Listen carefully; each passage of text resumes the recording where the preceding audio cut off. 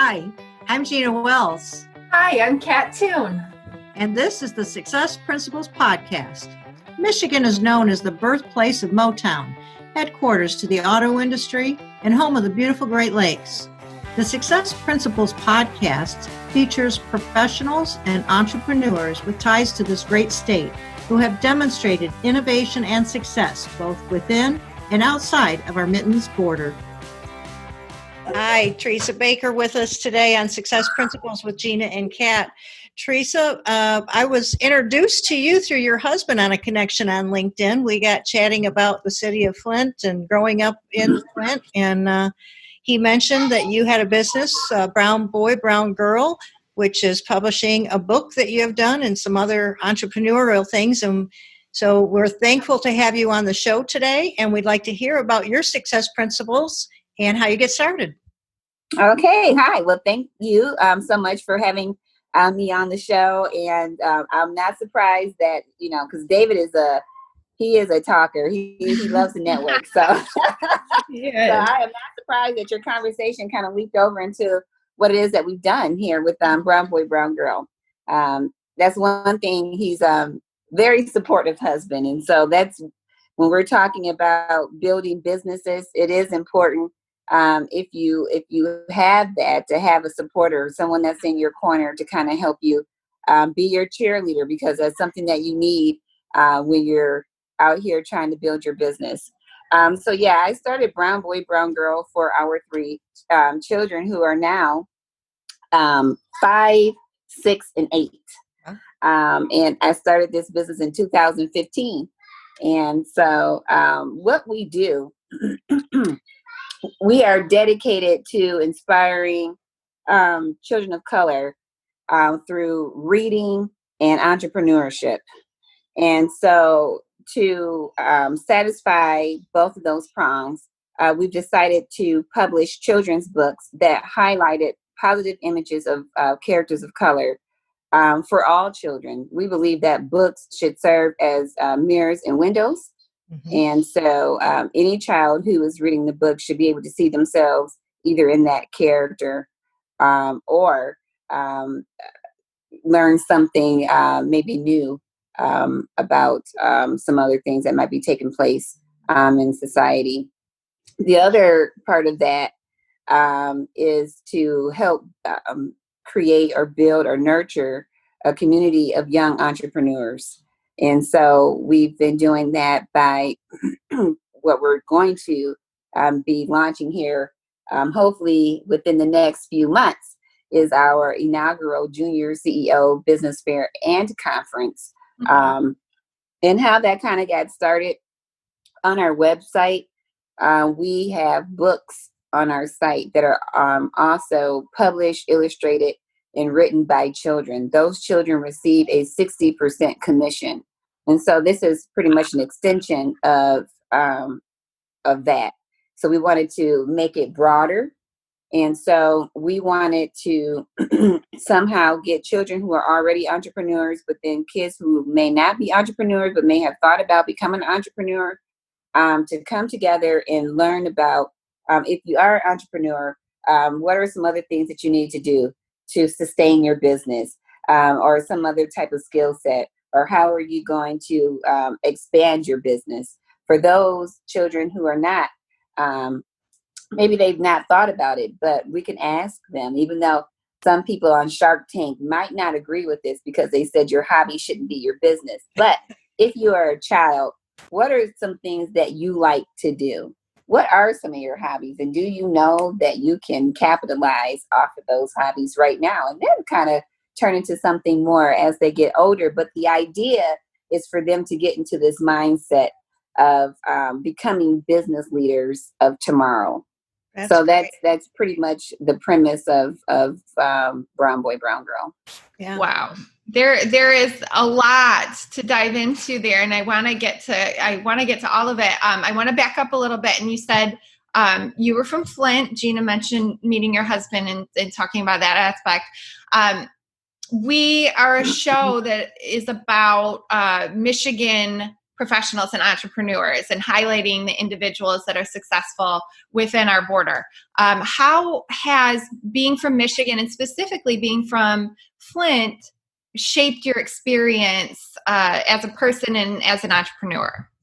So I just think in general, because Flint has been through a lot. I mean, even when I was a child, from the time, when Buick City pulled out, Flint is a resilient city. And so resiliency then is going to be part of my DNA.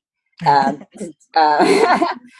so family, been really supportive. My mom, my sister, my former boss, who I got my start, I actually worked in politics. I'm a lobbyist now.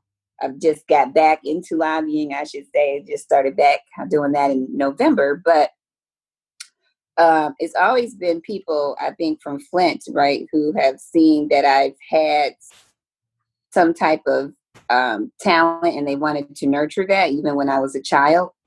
And so that actually played a role. There was a woman, her name is E. Hill Deloney, very, very popular in the city of Flint. She used to be the president of the NAACP long, long time ago. And Mrs. Deloney would make me be like the mistress of ceremony every time they would have their huge NAACP dinners. Also, I used to read a lot in church. I was a lecturer. And so, I think even from those younger years kind of molded me into the person that I am today, because I had people when I was a child growing up always encouraging me to reach or to go over and beyond my potential. I experienced that too. I'm a graduate of 1981 from Flint Central, and before that went to Flint Academy. But even in our elementary schools, where in elementary is where we're really defined. And I have two aunts who are kindergarten teachers who say we can see in children at 5 years old what they're, what they may become in the future, right?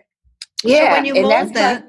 Mm-hmm. Yeah, so when you have a mold and molding that, mentoring that, and what you're doing with bringing these children together to help them be successful in their own right and see that they can move forward and overcome any struggle that is out there by just putting on a positive face and getting up and doing it sounds like. Yes. So when you talk about, that's okay. We love enjoying we could meet the kids too. It's my son. So hi, say hi, sweetie. Hey, good to meet you. Okay. Yes, go ahead. Well, that's a good little interruption. Yeah. But you talked about your mom helping you out and some other people. So in the business that you created, you saw the vision, and then tell us how your mom and your sister and other people helped you create Josie's Bedazzled Shoes. I see you have someone who is the illustrator as well. Oh, yeah. So my mother's a beautiful writer. And so for years, we've been trying to figure out how can we get her to publish a book. And so as I was thinking about Brown Boy, Brown Girl and what it is that we wanted to do and how we were going to make our contribution to improving literacy, especially amongst children of color, was to actually write our own book, right? And so I asked my mother if she would come on this writing project with me. I had never published a book before. So it was a daunting task, I tell you. But we got it. I set myself, and one thing that I do, and that's probably part of my background too, is research. So I had to, what could I do to set us apart? So even though I published, I'm not really a self-publisher because I set up the company to be a publishing company. Mm-hmm. And so we were able to make that distinction right out the gate. Josie came about because, I'm sorry, my oldest daughter is a little bit shy. And so that was how we got Josie's character, her personality. talking about your mom and your sister Yep. and how they So, helped you. Yeah. So basically, my mother said yes. And so I had this idea for the book. And I said, Lydia would be a good example here because she's shy. What can we do, or what can we show that would see, or I'm sorry, allow children to see how they can overcome certain challenges? And so that was what I think we were able to show in Josie's Bedazzled Shoes, because Josie was shy, but she was able to overcome her shyness because her mother talked to her a lot. But the shoes, because the book is not really about the shoes, but the shoes were more so introduced as an icebreaker. And so we know that, and a lot of times people need icebreakers. I mean, adults need icebreakers sometimes too. Sure. And so we see that she's able to overcome her fears of meeting new kids, because she was new at school, and so she kind of overcomes that fear. But moving forward, Josie's not so sure. Like, she's probably not going to be as shy. She's going to take it one day at a time, right? And so my mother and I thought we had this great story, because it's one thing that we do with Brown Boy, Brown Girl. Everything is intentional. We want to be intentional about everything. And so we wanted to make sure that the message that we were trying to convey was there. And so luckily for me, I have a very, very smart sister. And so she was able to edit the book for us, just to kind of refine it more, so that we said, okay, we feel like we have a solid product here. And then, of course, we gave it to a professional editor. But we had it edited many, many times. Once we had the book, our warm circle, and that extends far. I see it was beautiful. Once we were able to launch the book, we got a lot of support from family and friends. And as you know firsthand, David is a big advocate. So when he's out there talking about business or whatever, he somehow is going to bring that um, full circle back to Brown Boy, Brown Girl, saying his wife, wrote a book. And so what I've learned from him, because he's saying you always have to be closing those deals. So if you're talking about principles, that's one of the principles that we definitely follow. ABC. Always be closing, right? Well, Teresa, you mentioned your book, Josie's Bedazzled Shoes, is about overcoming shyness and breaking the ice. And that's a theme that anybody can relate to, not just children of color. But at the same time, you had mentioned the Brown Boy, Brown Girl arose out of a need to see characters portrayed positively. Yes. That growing up, did you lack that depiction? Oh, yes, most definitely. But I didn't realize that I lacked it, right? Interesting. So because but yeah, obviously looking back, there were not many books. I don't think there were any books. I never had any books that had characters of color in them at all. Once I became a parent, that was really when it became apparent more so for me that there weren't any books out there that had characters of color, and they were very, very limited. And so now we see that there's a surge of more and more multicultural books. And that's the thing. The books that we write are not supposed to be just for children of color. They're for everyone. I've read tons of books that did not have brown boys and brown girls in there, but I still enjoyed the story and learned from them. And so we want the same thing, no matter your walk of life or background.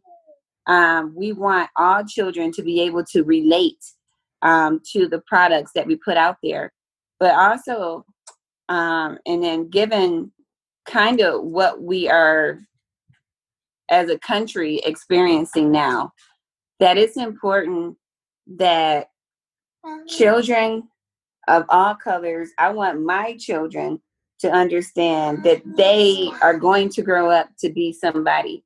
But I also want their peers, their other counterparts, to look at them and say, you know what, they too are going to be someone.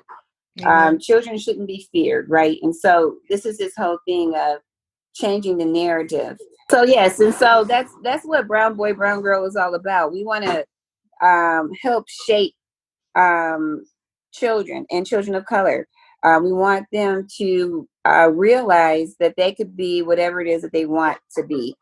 But also, again, we are a company or a brand that we want to be embraced and accepted by everyone. We want, our readers to be, doesn't matter what the ethnicity or background is. Again, children, yeah, because at the end of the day, it's all about, again, just portraying a positive message. And we want all the kids to realize that everybody is put here on this earth has some type of gift or talent. And the idea here is to make sure that those gifts and talents are realized. Oh, that's wonderful. You had mentioned about getting your book out, and early on when you talked about the Flint water crisis, that you had donated, I think you said 1,500 books. Can you tell us a little bit about how you distribute your books back then and now, and how you see distributing your books in the future? Yeah. So when I did the Reach to Read program, that was before we had Josie's Bedazzled Shoes out, but we wanted to address the fact that Flint had been hit with the poisonous lead poisoning. Mm-hmm. And we knew at the time that kids would be infected by lead. We didn't know what those effects are, and we still don't know what those effects are going to be, long-term or short-term effects. But to me, well, I realized that people were, pumping money into Flint and making sure that children and families were getting clean water. Mm-hmm. But I didn't know or see lots of organizations necessarily donating other type of tools like books. Mm-hmm. that could help ward off some of those negative effects that children could endure because they've been exposed to lead. Right. So what I did was, at the time I lived in Southfield, but because I'm from Flint, like I said, I always want to give back to my community. Mm-hmm. I was able to place my bins inside of the Southfield Public Library, and I was covered by the Southfield Sun. And from there, just residents from Southfield and probably other places, I would imagine, they just put books into our book bin. And when it was all said and done, we had about 1,300 books. Diplomat Pharmacy out of Flint donated 400 books. Wow. That is so books. Great. Yeah. So mm-hmm. You had mentioned a little bit earlier on that you encourage or help kids as well publish books, and that you give them 60% of the profits. Is that right? So, yeah. So these books that we carry on the site, because again, we want to support the enterprising youth. And so the way that we felt that we could do that, I basically just took to social media and asked, does anybody know of any children authors, youth authors? Mm-hmm. And I was able to get a few. And so we carry their books on our bookstore. So I did not publish those books, mm-hmm. but we carry those books. Okay. And so when they sell, then yes, they get a 60% commission every time their book sells.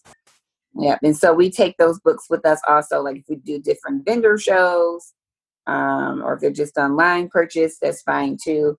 They still get the same, they get the payout of 60%. So you as an entrepreneur are encouraging that entrepreneurial spirit in younger kids.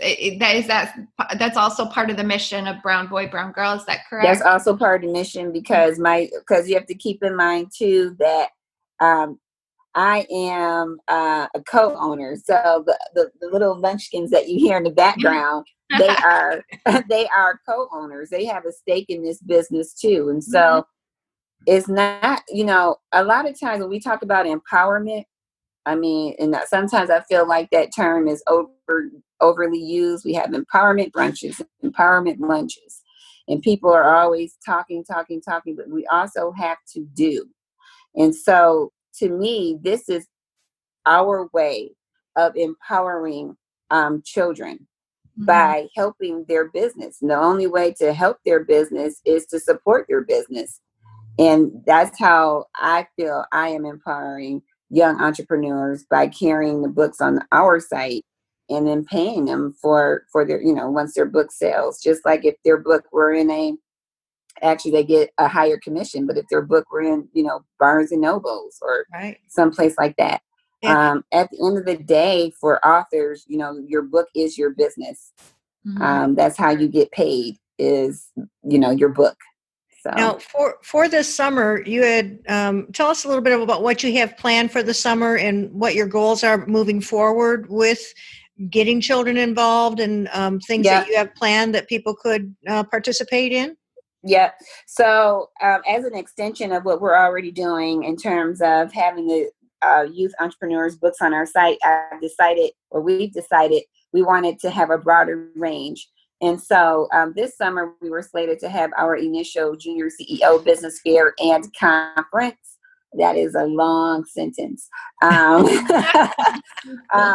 because of COVID, that kind of changed some things in terms of us having it in a physical location. And so now we are having to brainstorm and think outside of the box and have this be a virtual business fair and conference, because we still want to have the opportunity for youth entrepreneurs to still sell their goods. So we're looking now at doing that in September. I think that would give us time to kind of plan out the logistics and how that's going to look.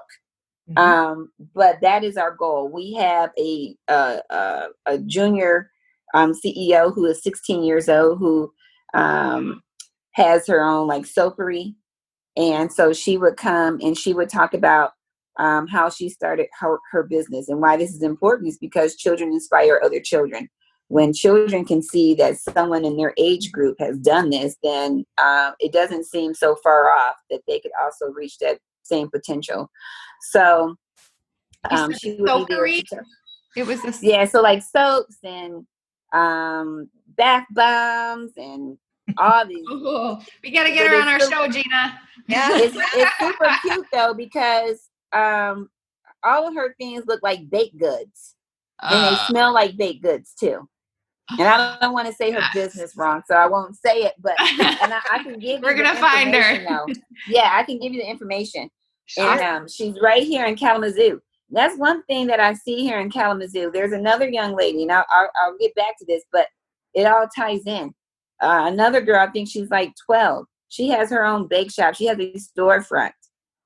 So you see now that there is this phenomenon where there are youth entrepreneurs, and it's important because they play a role in our economy. When you have successful businesses, especially like this young lady who actually has a storefront, she is pouring into that community. She is hiring. So we have learned, right, that we know that young people are great problem solvers. And so this is a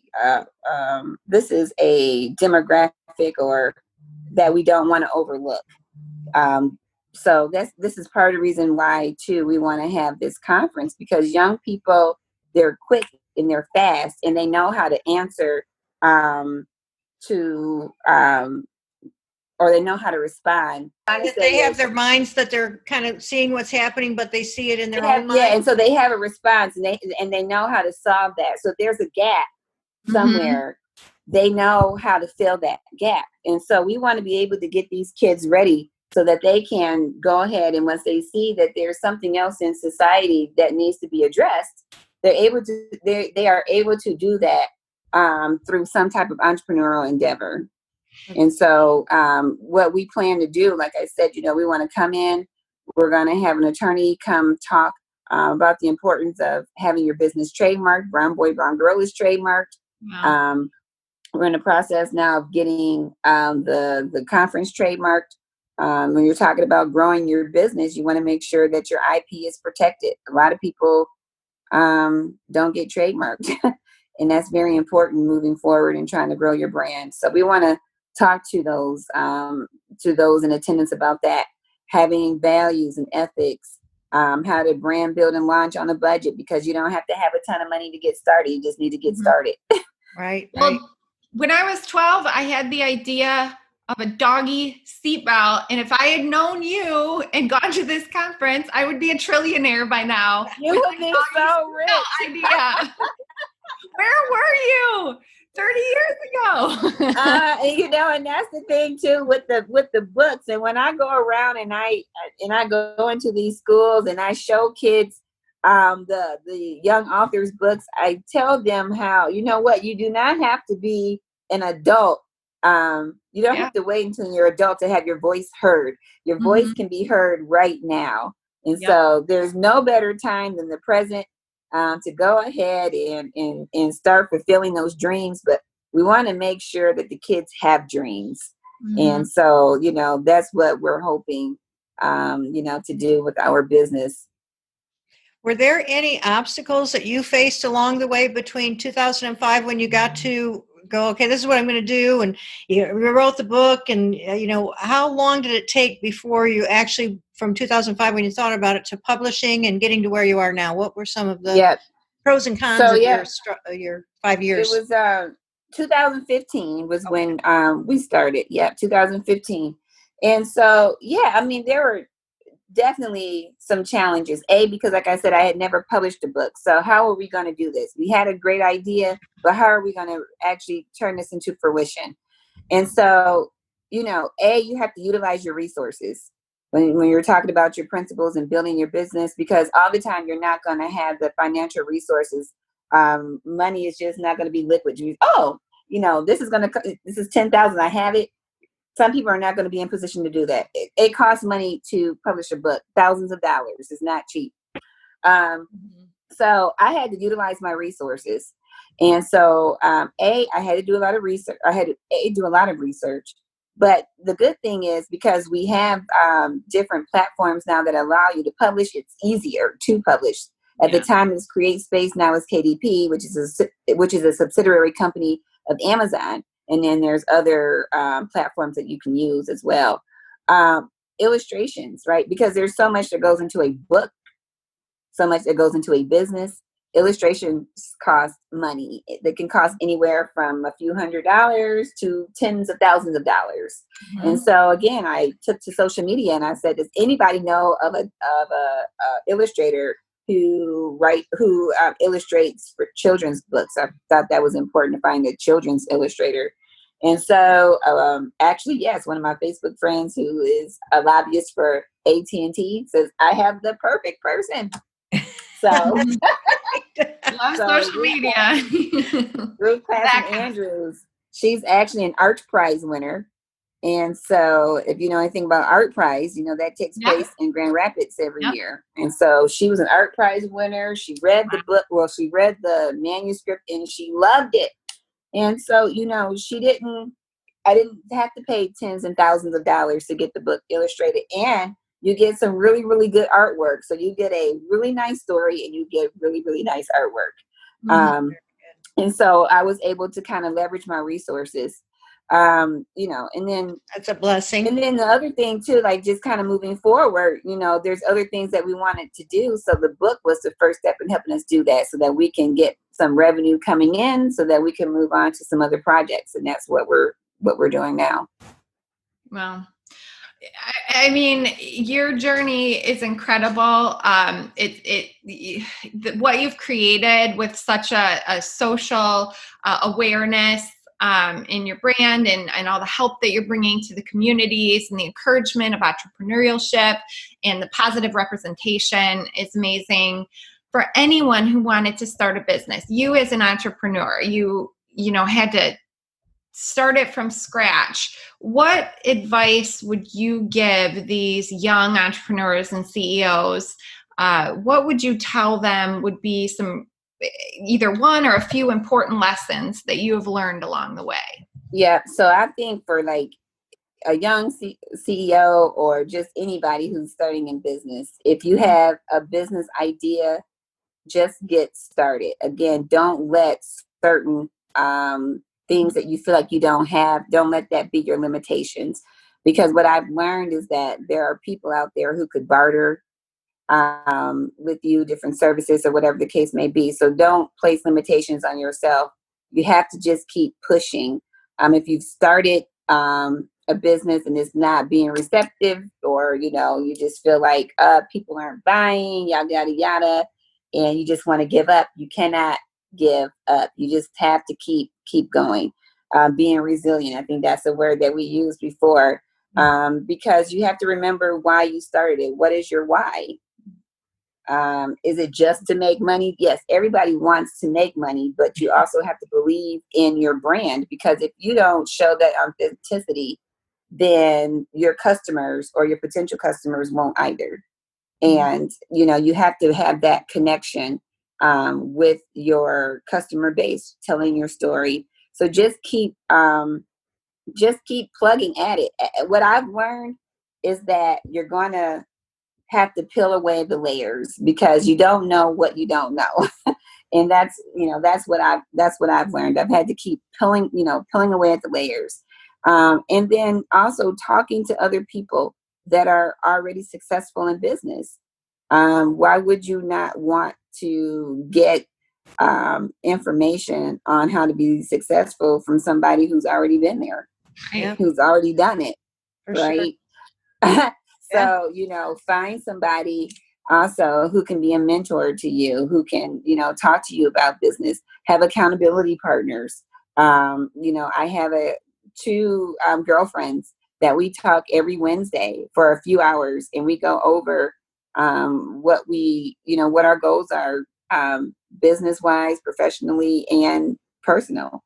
That's great. So that's interesting. I like that. Accountability partners. Those are that's definite important. principles for success. That's like the best one, right? The accountability part, because sometimes you can have a defeatist attitude, and that just blows up everything. When you have a defeatist attitude, you don't want to move forward. You don't have self-confidence, in your thoughts. I think I want to do this, but I don't know how it's going to be perceived. You just have to do it.